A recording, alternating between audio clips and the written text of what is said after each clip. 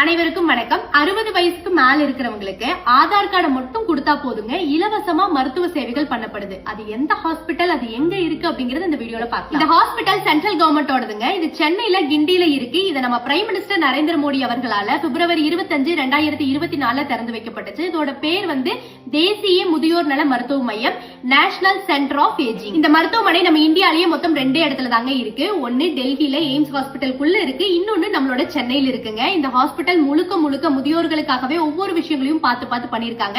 அதோட தரைப்பகுதியா இருந்தாலும் சரி, படுக்கை வசதியா இருந்தாலும் சரி, எப்பவுமே பெரியவங்க போய் அட்மிட் ஆனா 4 நாள்ங்கிறது இன்னொரு 4 நாள் எக்ஸ்டெண்ட் ஆகிறதுக்கான வாய்ப்புகள் அதிகமா இருக்கு. சோ அந்த மாதிரியான நேரங்கள்ல அவங்க மைண்ட கொஞ்சம் பீஸ்ஃபுல்லா வச்சுக்கணும் அப்படிங்கறதுக்காக உள்ள ஒரு library setup, chess board, carrom board, meditate பண்றதுக்கு ஒரு யோகா ஹால் அப்படின்னு எல்லாம் சொல்லி நிறைய வசதிகள் முழுக்க முதியோர்களுக்காகவே இந்த ஹாஸ்பிட்டலுக்குள்ள இருக்கு.